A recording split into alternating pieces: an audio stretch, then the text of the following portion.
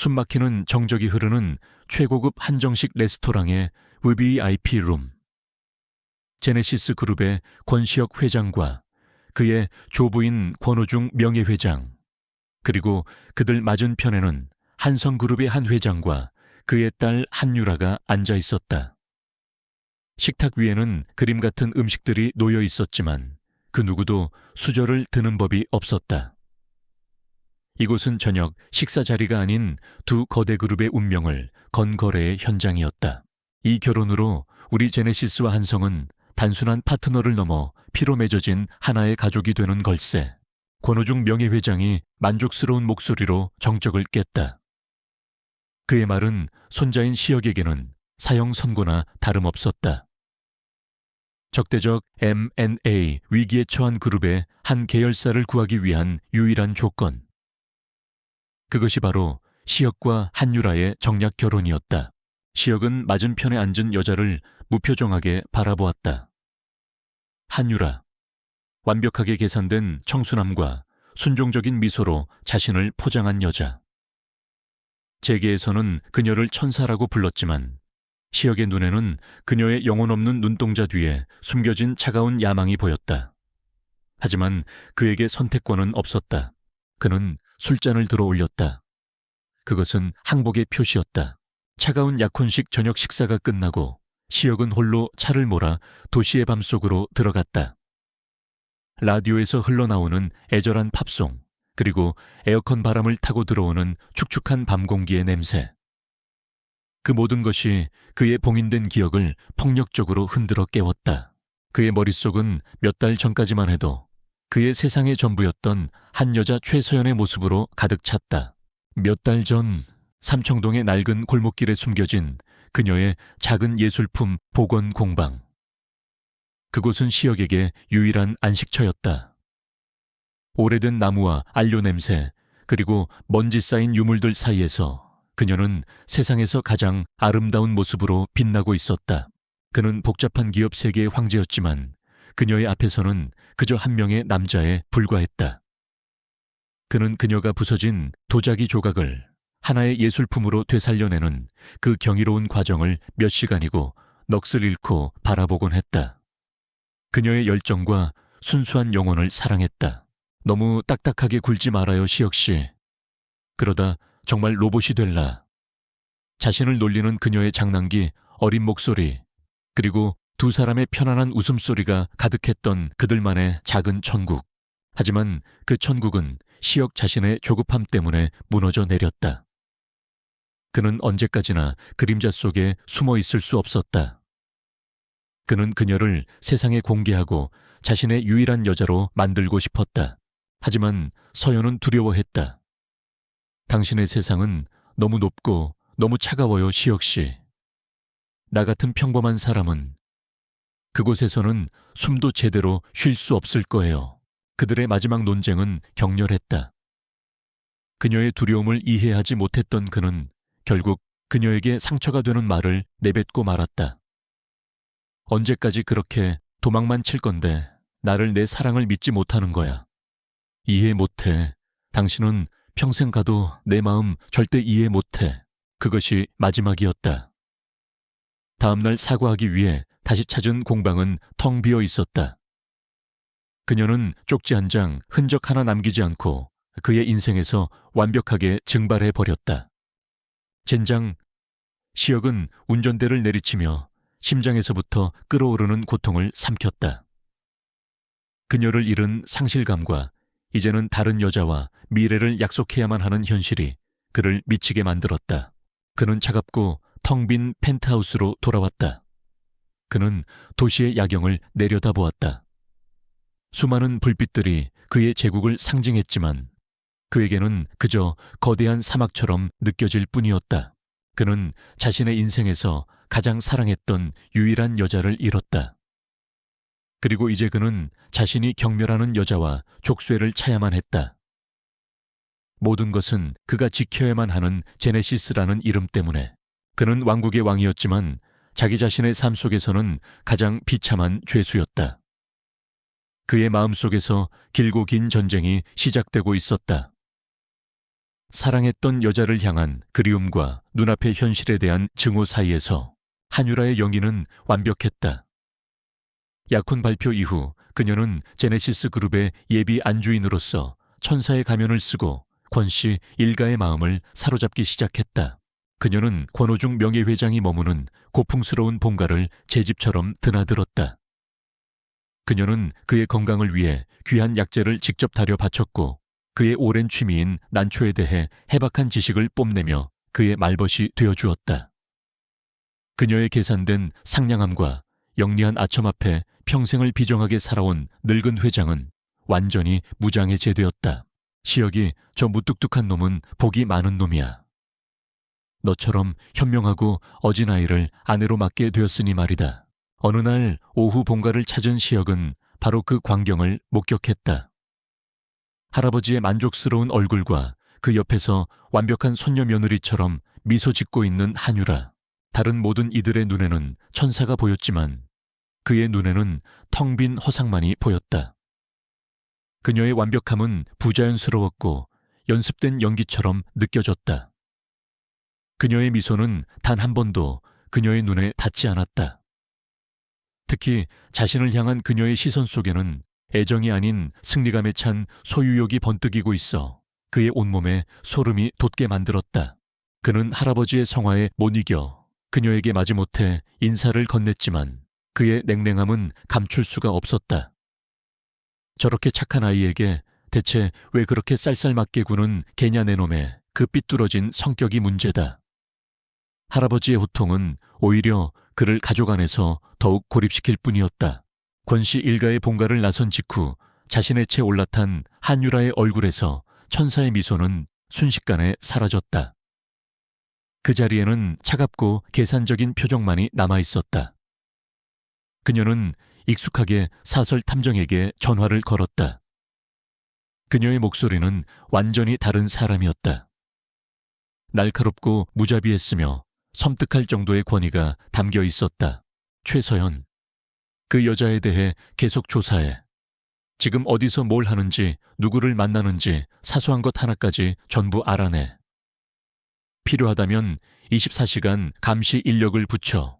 그녀는 차가운 목소리로 지시를 이어갔다. 그리고 권시혁이 아직도 그 여자를 비밀리에 찾고 있다는 증거가 있어. 그가 눈치채지 못하게 그의 모든 수색 작업을 방해하고 엉뚱한 곳으로 유도해. 그는 절망해야 해. 최서연은 죽었거나 혹은 이 세상에서 영원히 사라졌다고 믿게 만들어야만 그가 비로소 온전히 내 것이 될 테니까. 그녀는 단순한 사랑의 경쟁자가 아니었다. 그녀는 시혁의 마지막 남은 희망의 싹을 잘라내고 그의 영혼을 완전히 소유하려는 잔인한 조종자였다. 시혁의 비밀스러운 수색은 바로 그 보이지 않는 손에 의해 교묘하게 방해받고 있었다. 그의 팀은 몇 달째 최서연을 찾고 있었지만 모든 단서는 막다른 길에 부딪혔다. 부산의 한 보검가라는 유력한 제보는 결국 동명이인이었다는 허무한 결과로 끝났다. 그는 점점 더 깊은 절망 속으로 빠져들었다. 사랑했던 여자를 잃어버린 슬픔과 사랑하지 않는 여자와 미래를 약속해야 하는 의무 사이에서 그는 완전히 고립되어 있었다.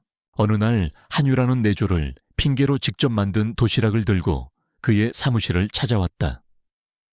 마침 또 다른 수색의 실패로 기분이 최악이었던 그는 그녀에게 탐색적인 질문을 던졌다. 당신은 사랑 없는 결혼을 어떻게 견뎌낼 생각이지? 유라의 대답은 또 한 번의 완벽한 연기였다. 그녀는 슬프지만 모든 것을 이해한다는 성녀와도 같은 눈으로 그를 바라보았다. 저는 괜찮아요, 시혁 씨. 저는 시혁 씨가 언젠가 과거의 상처를 딛고 저를 진짜 아내로 봐줄 날이 올 거라고 믿고 평생이라도 기다릴 수 있어요. 저에게는 시혁 씨의 행복이 곧 제 행복이니까요. 그녀의 완벽하고 이타적인 대답 앞에서 그는 스스로가 괴물이 된 기분이었다. 그는 그녀의 조건 없는 사랑이라는 거대한 거짓말 앞에서 심리적으로 완벽하게 패배했다. 사무실 문이 닫히는 순간 한유라의 입가에 승리의 미소가 걸렸다. 또 한 번 그녀가 이겼다. 홀로 남겨진 시혁은 더욱 깊은 혼란에 빠졌다. 그는 한유라라는 거대한 거짓의 거미줄에 둘러싸여 있었지만 아직 그 거미줄의 실체를 보지 못하고 있었다. 그는 여전히 이미 사라진 과거의 유령과 싸우고 있었다. 그의 진짜 적이 바로 자신의 옆에서 천사의 얼굴을 하고 있다는 사실을 꿈에도 모른 채 제네시스 그룹은 새로운 문화재단 설립의 일환으로 인사동의 한 유서 깊은 개인 미술관 인수를 추진하고 있었다. 권시혁은 감정 없는 눈으로 진열된 고미술품들을 단순한 자산 목록처럼 훑어보고 있었다. 그의 지루함은 한쪽 구석에 조용히 놓인 파손된 고려청자 주전자 앞에서 멈춰 섰다. 그의 시선을 사로잡은 것은 청자 자체가 아니었다. 산산조각 났던 백자의 파편들을 이어붙인 경이로울 정도로 정교한 복원 기술이었다.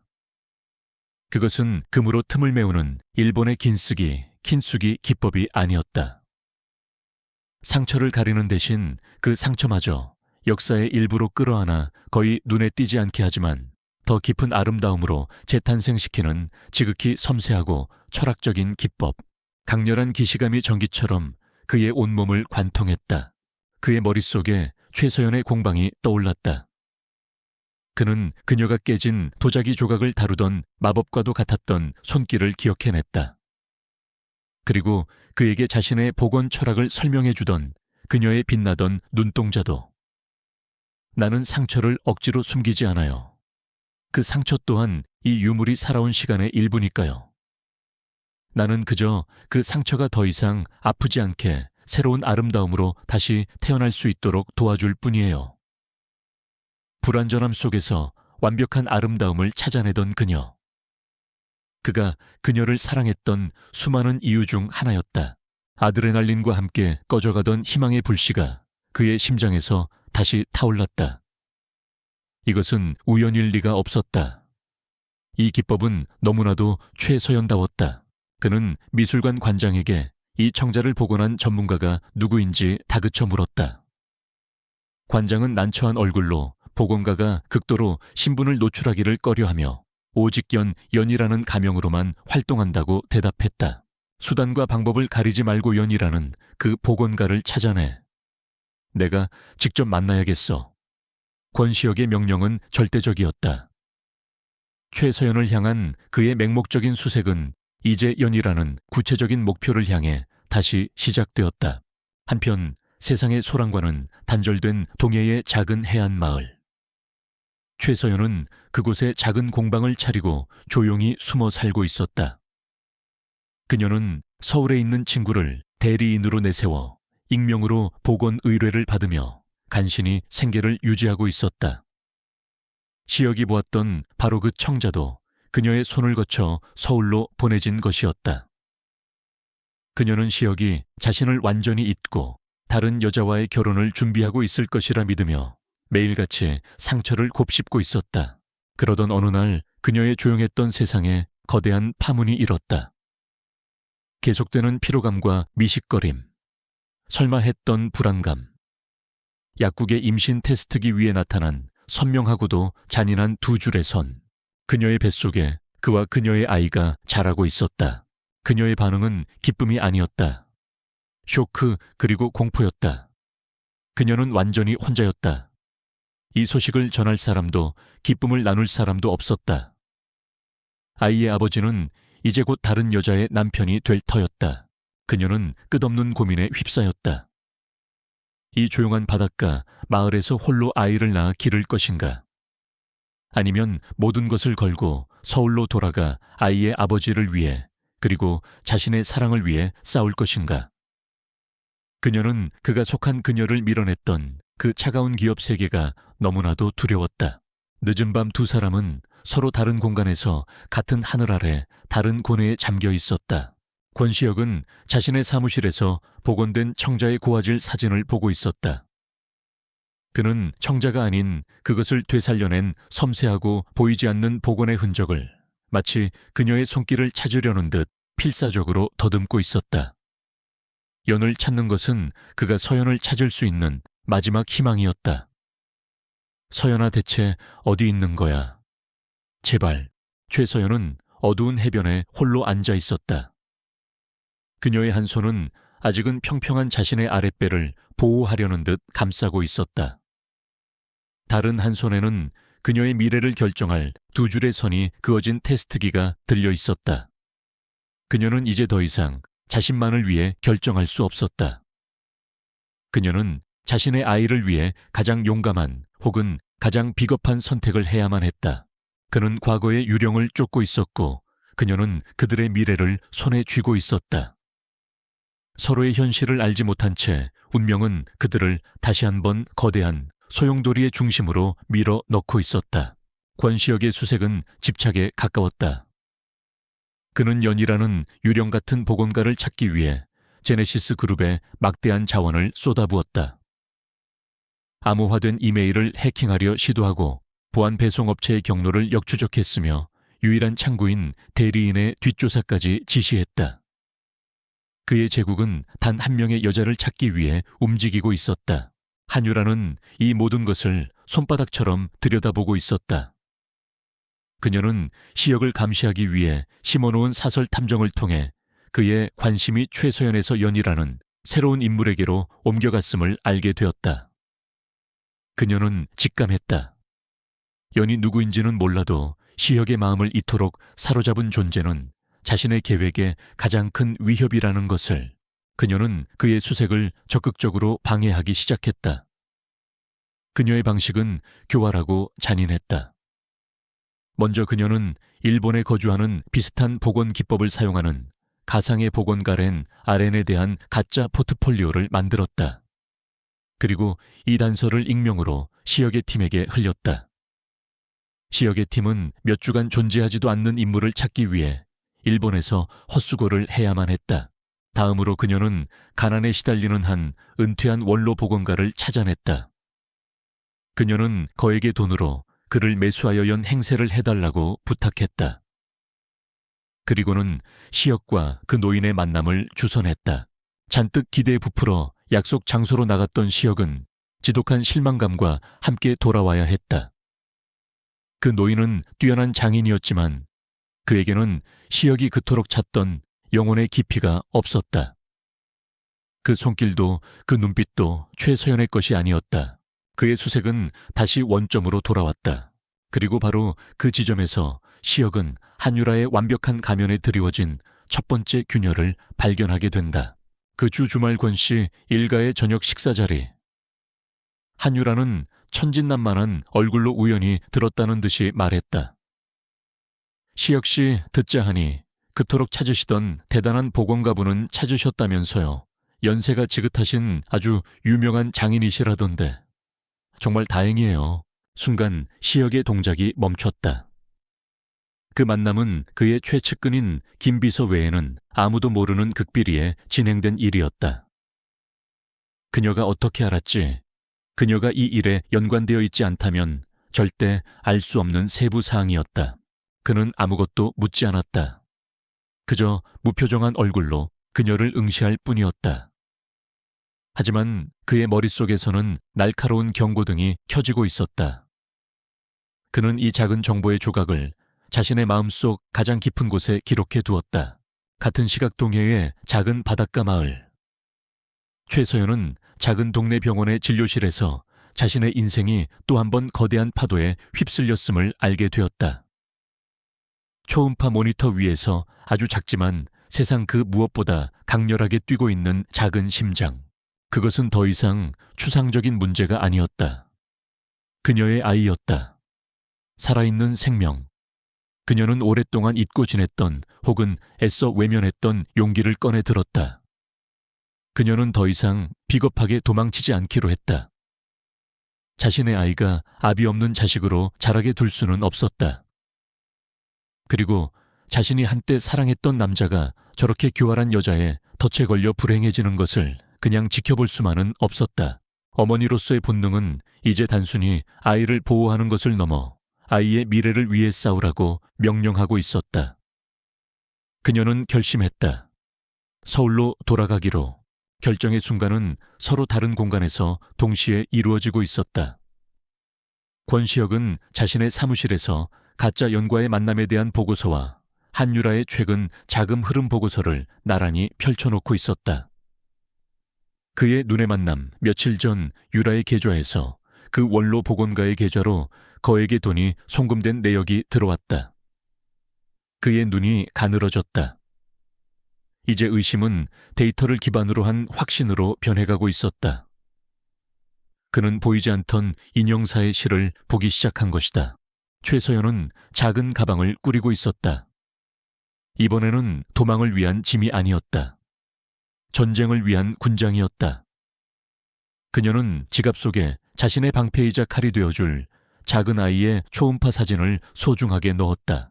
그는 거짓의 실타래를 풀기 시작했고 그녀는 진실의 칼을 들고 그의 곁으로 향하고 있었다. 두 사람의 길은 이제 피할 수 없는 전쟁터, 바로 그의 결혼식장에서 마주칠 운명이었다. 권시혁의 의심은 걷잡을 수 없이 커져갔다. 그는 자신의 약혼녀를 비밀리에 조사하기 시작했다. 그는 자신의 가장 충직한 신복 김비서에게 극비 임무를 내렸다. 한유라, 그 여자의 모든 것을 다시 조사해. 내가 모르는 비밀이 있어. 반드시 찾아내. 그는 이제 새로운 눈으로 한유라를 관찰하기 시작했다. 완벽하게 계산된 그녀의 모든 행동 교묘하게 할아버지를 조종하는 방식, 그리고 아무도 보지 않을 때 그녀의 눈에 스치는 차가운 냉기. 그의 불안감은 자신이 거대한 사기극의 한가운데에 서 있다는 확신으로 변해가고 있었다. 한편 최서연은 서울에 도착했다. 평화로웠던 바닷가 마을과는 대조적으로 서울은 차갑고 분주했다. 그녀는 이제 임신 초기 증상을 지나 배가 희미하게 불러오고 있었다. 여행의 피로는 그녀를 지치게 만들었지만 그녀의 눈은 뱃속의 아이를 지켜야 한다는 결의로 빛나고 있었다. 그녀는 누구에게도 자신의 존재를 알리고 싶지 않아 허름한 비즈니스 호텔에 묵었다.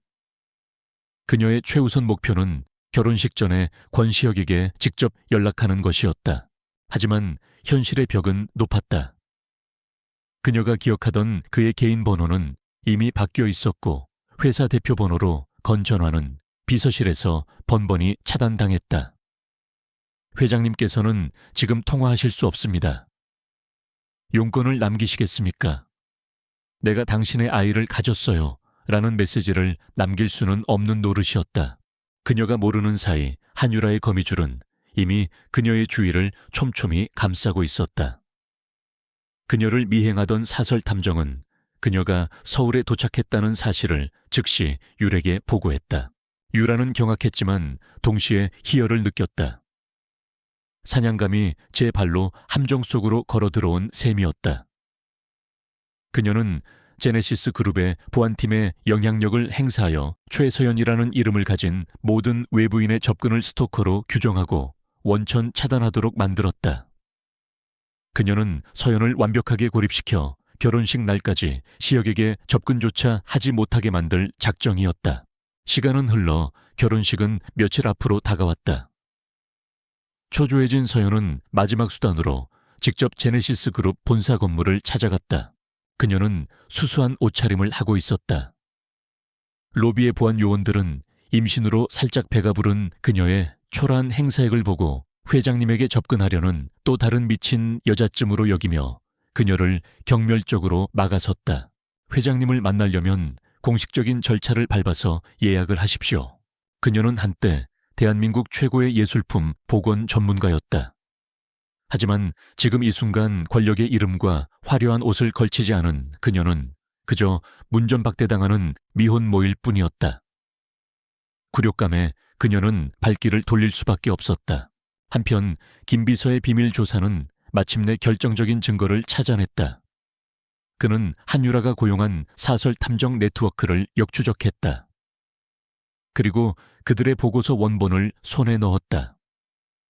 그 안에는 유라가 일본의 가짜연을 만들어내고 원로 복원가를 매수했던 모든 증거가 담겨 있었다. 그리고 가장 결정적인 것은 최서연이 임신한 상태이며 최근 서울에 도착했고 유라가 그녀의 모든 연락을 의도적으로 차단하고 있다는 내용이었다.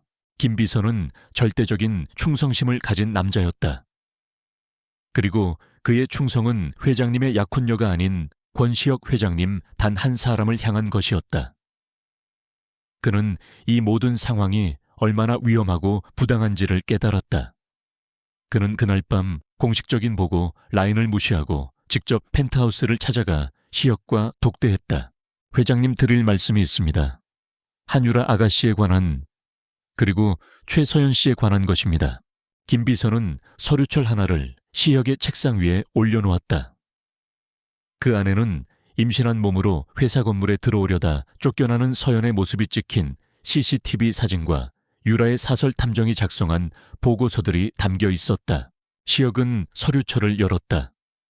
그의 눈에 배를 감싸 안은 채 절망과 결의가 뒤섞인 얼굴로 서 있는 서연의 사진이 들어왔다. 진실이 물리적인 충격이 되어 그의 머리를 강타했다. 최서연. 그녀는 자신을 버린 것이 아니었다. 그녀는 돌아왔다.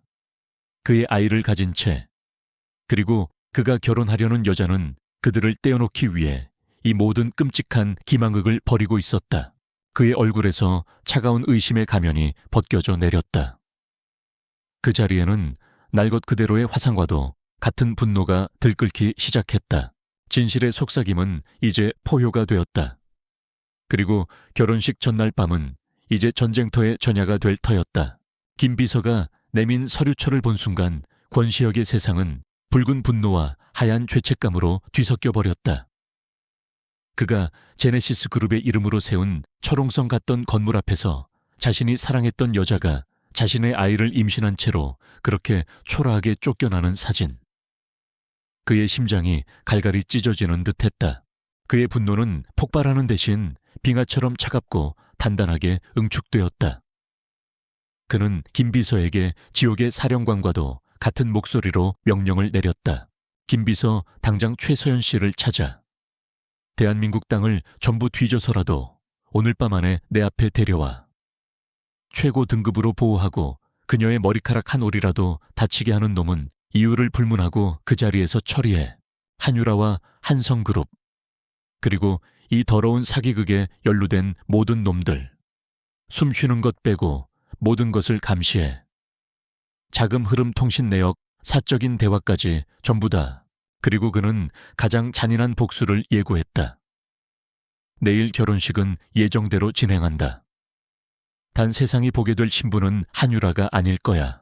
한편 서울의 한 허름한 호텔. 최서연은 절망의 가장 깊은 바닥에 가라앉아 있었다.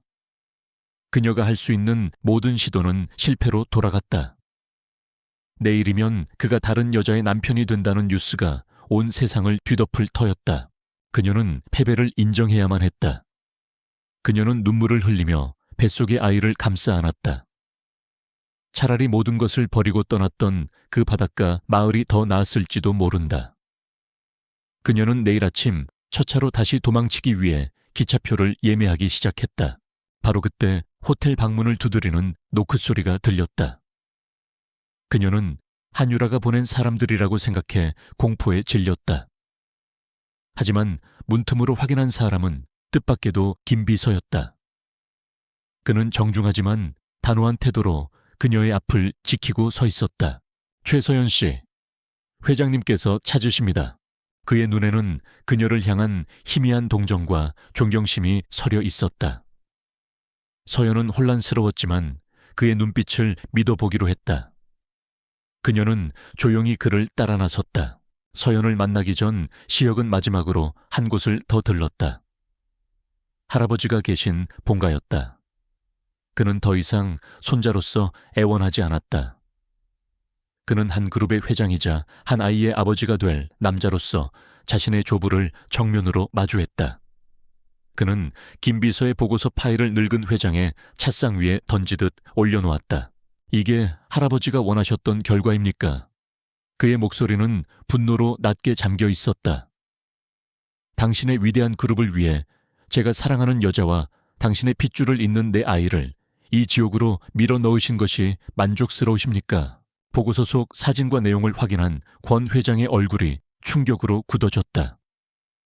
그는 비정한 사업가였지만 악인은 아니었다. 그는 한유라의 완벽한 연기에 속아 그것이 손자를 위한 최선의 길이라고 진심으로 믿었던 것이다. 자신의 오만과 어리석음이 불러온 끔찍한 결과를 마주한 그는 깊은 후회 속에서 아무 말도 할 수 없었다. 마침내 펜트하우스에서의 재회. 시역은 초조하게 서성이다 김 비서와 함께 안으로 들어서는 서연을 보았다.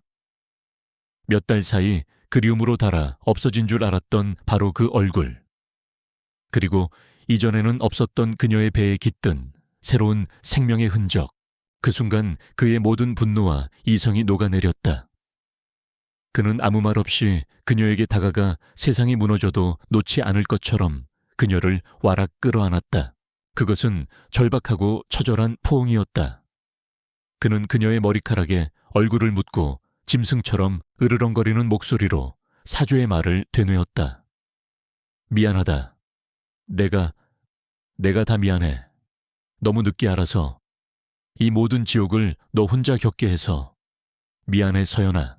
몇 달 만에 처음으로 그의 품에 안긴 서연은 그동안 억지로 세우고 있던 모든 벽을 허물고 아이처럼 서럽게 울음을 터뜨렸다. 지난 몇 달간 그녀를 짓눌렀던 모든 공포와 외로움, 그리고 아픔이 그의 품 안에서 뜨거운 눈물이 되어 쏟아져 내렸다. 고요한 펜트하우스. 과거의 모든 오해는 풀렸다. 남은 것은 그들의 사랑과 그들을 다시 연결해준 뱃속의 아이, 그리고 잔인한 진실뿐이었다. 그는 부드럽게 그녀의 몸을 떼어내고 그녀의 앞에 무릎을 꿇었다. 그리고는 경건한 손길로 그녀의 배 위에 조심스럽게 손을 얹었다. 그의 아이, 난생 처음으로 느껴보는 경이로운 생명의 감각. 결혼식 전야. 그의 마지막 감옥이 될 줄 알았던 그 밤은 역설적으로 그의 진짜 인생이 시작되는 첫날 밤이 되고 있었다. 그는 그녀를 올려다보았다. 그의 눈은 이제 새로운 맹렬한 결의로 불타고 있었다. 내일의 결혼식은 예정대로 진행될 것이다. 하지만 그것은 거짓과 사업의 예식이 아닐 것이다. 그것은 그의 심판이자 그의 유일한 사랑을 향한 위대한 선언의 무대가 될 터였다. 세기의 결혼식. 대한민국 정재계를 움직이는 모든 거물들과 수백 명의 기자들이 제네시스 그룹의 후계자 권시혁의 결혼식을 지켜보기 위해 모여들었다. 신부 대기실에 한유라는 세상에서 가장 행복한 여자의 얼굴을 하고 있었다. 순백의 웨딩드레스, 수십억 원짜리, 다이아몬드 티아라. 그녀는 오늘 이 결혼식을 통해 마침내 승리자가 되리라 확신했다. 제단 앞에 선 신랑 권시혁은 흠잡을 데 없이 완벽한 모습이었지만 그의 얼굴은 얼음처럼 차가웠다. 사람들은 그가 마지못해 정략 결혼을 하는 것이라 수군거렸지만 아무도 그의 침묵이 곧 휘몰아칠 거대한 폭풍의 전조라는 사실을 알지 못했다. 주례사가 시작되고 식은 순조롭게 진행되는 듯했다. 주례가 한율에게 물었다. 그녀는 천사와도 같은 목소리로 눈물을 글썽이며 화답했다. 네, 서약합니다. 마침내 주례가 시역을 향해 돌아섰다. 신랑 권시혁 군은 신부 한유라 양을 아내로 맞아 기쁠 때나 슬플 때나 부유할 때나 가난할 때나 모두가 그의 대답을 기다리는 그 정적의 순간. 시역은 대답 대신 주례 단상에 놓인 마이크를 집어들었다. 그의 차갑고 명료한 목소리가 장엄한 음악을 뚫고 장내 전체에 울려 퍼졌다. 아니요, 단 한마디. 장내는 물을 끼얹은 듯 조용해졌다.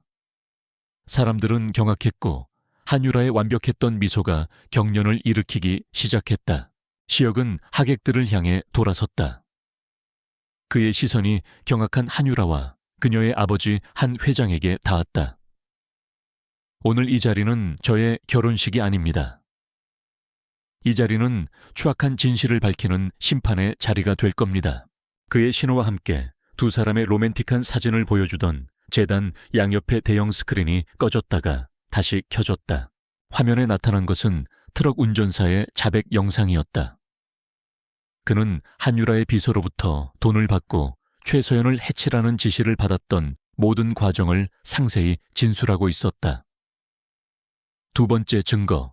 한유라의 차명 계좌에서 트럭 운전색에 거액이 송금된 내역, 그리고 그녀의 집안이 권 회장을 협박하는 데 사용했던 자료에 원본이 화면을 채웠다.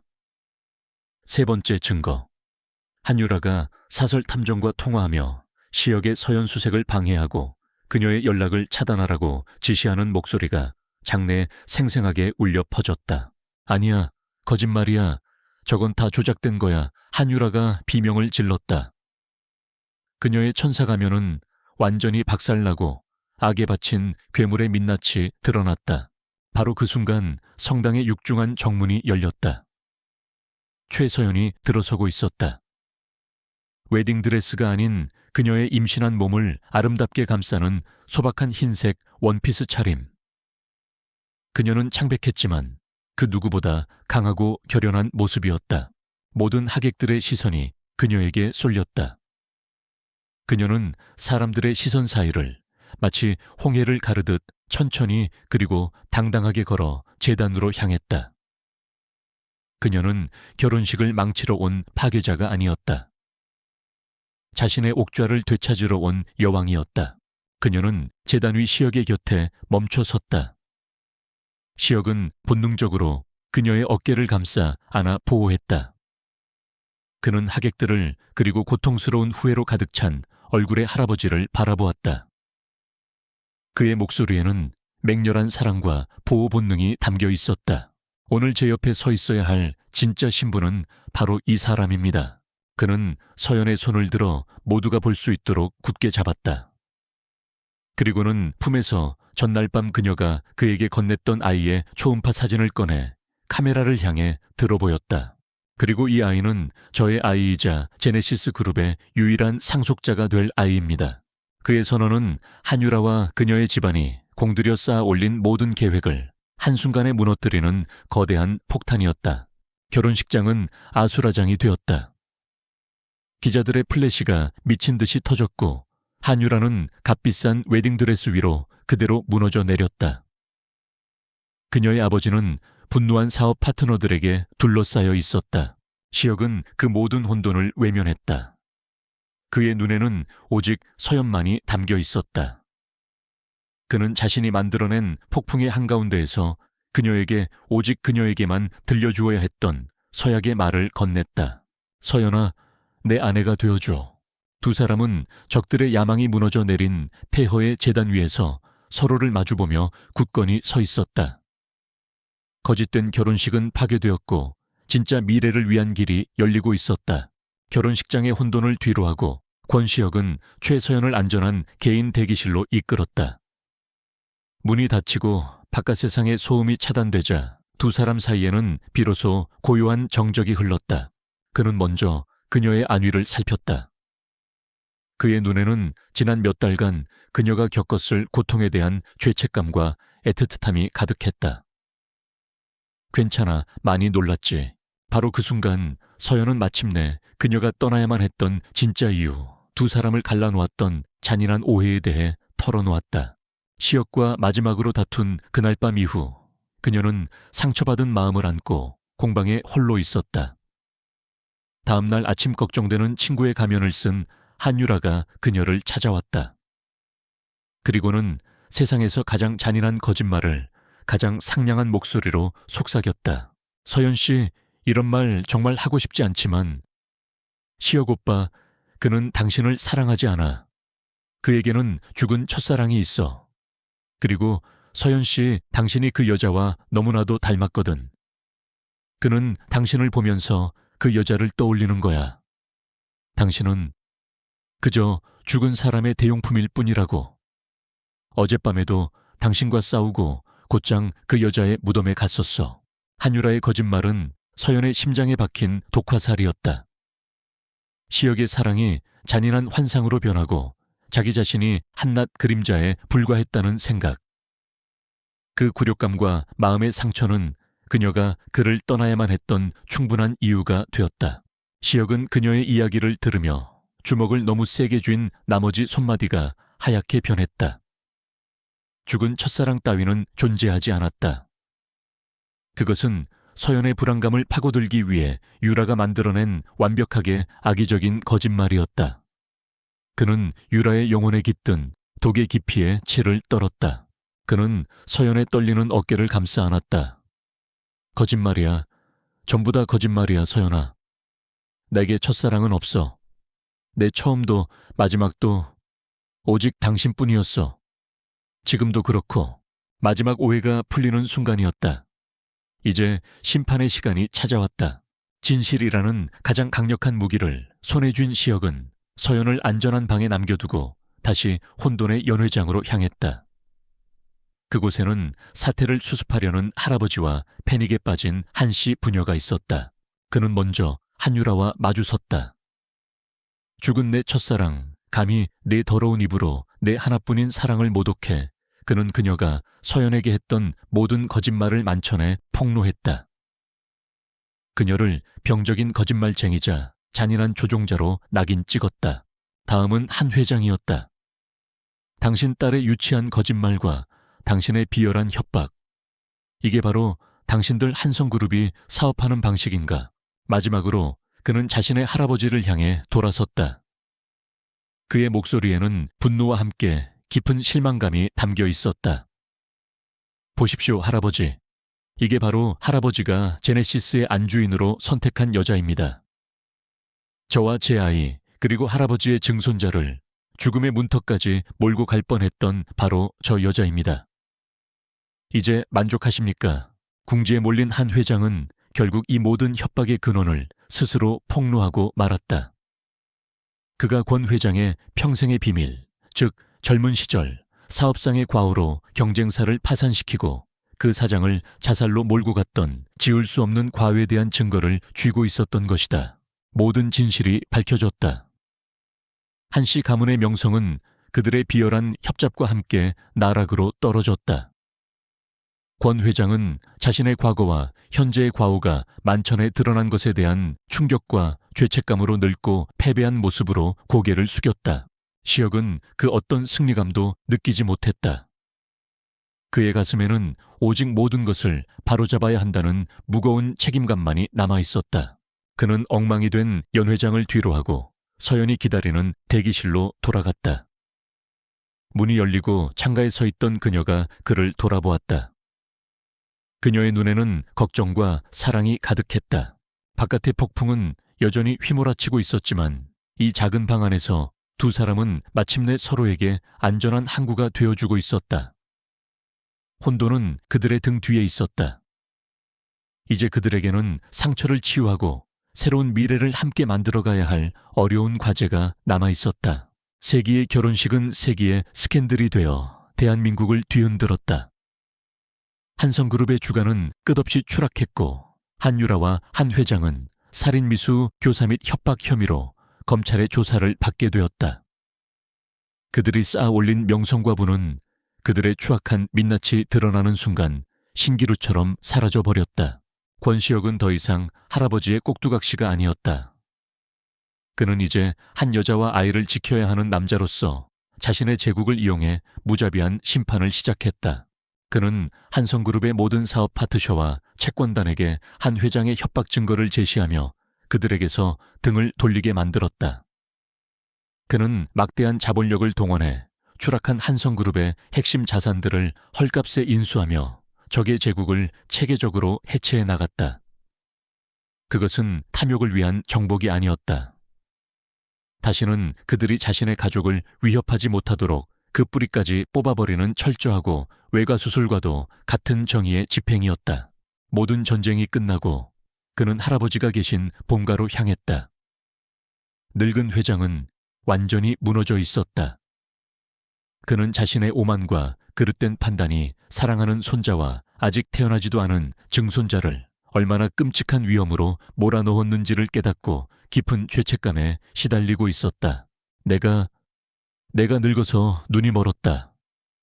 회사를 지킨다는 명분 아래 내 손자의 행복과 내 증손자의 목숨까지 앗아갈 뻔했구나. 이 늙은이를 용서하지 마라. 시혁의 분노는 이미 사라진 지 오래였다. 그는 할아버지를 용서하지는 않았지만 이해하기로 했다. 그는 할아버지에게 진정한 용서를 구하는 유일한 방법은 최서연과 그의 아이를 제네시스 그룹의 진정한 가족으로 받아들이고 평생에 걸쳐 속죄하는 것뿐이라고 말했다. 굳건했던 가부장적 제국의 질서가 새로운 시대를 향해 변화하는 순간이었다. 가장 중요한 전쟁은 이제부터 시작이었다.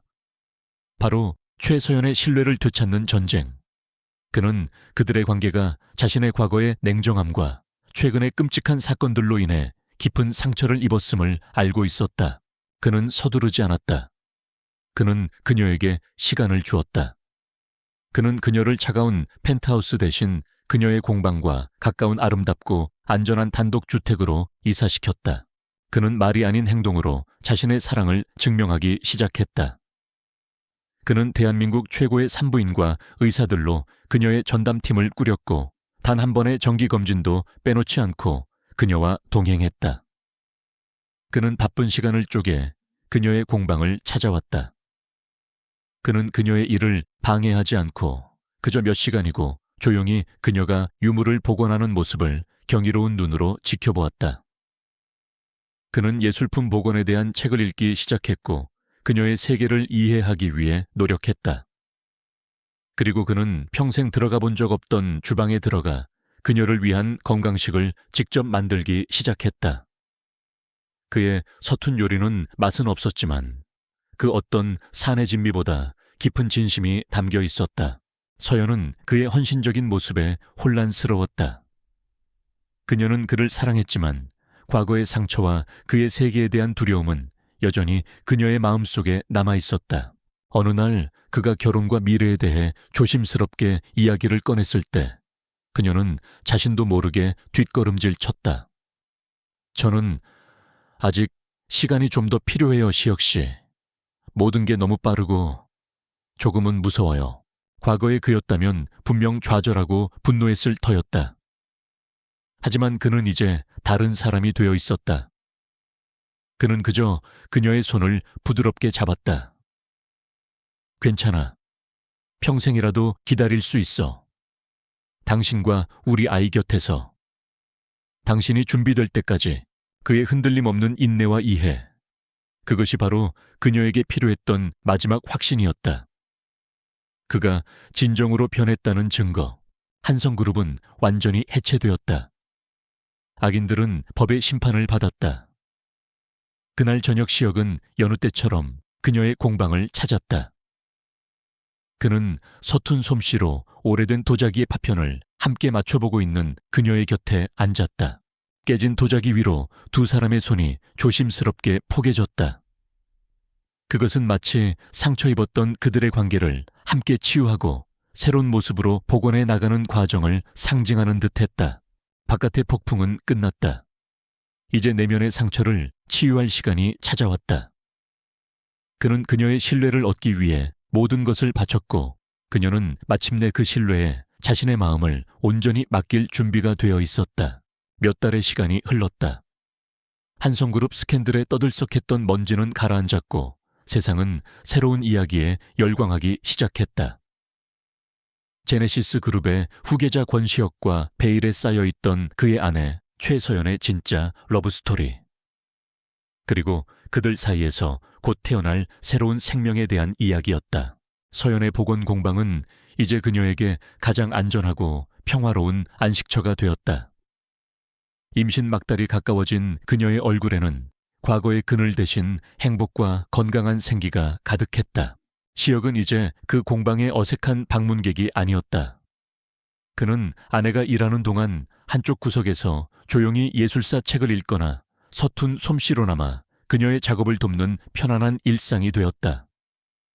기적적으로 건강을 회복한 권 회장 역시 매일같이 예비 며느리를 위해 좋은 음식을 나르며 곧 태어날 증손주에 대한 기대로 행복한 노년을 보내고 있었다.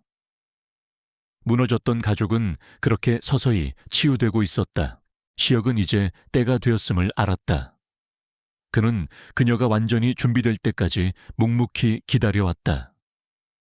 그는 화려한 레스토랑이나 이벤트가 아닌 그들에게 가장 의미 있는 공간, 바로 그녀의 영혼이 담긴 이 공방에서 그의 진짜 마음을 전하기로 했다.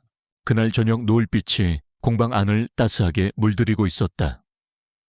그는 하루의 작업을 마친 그녀의 앞에 한쪽 무릎을 꿇었다.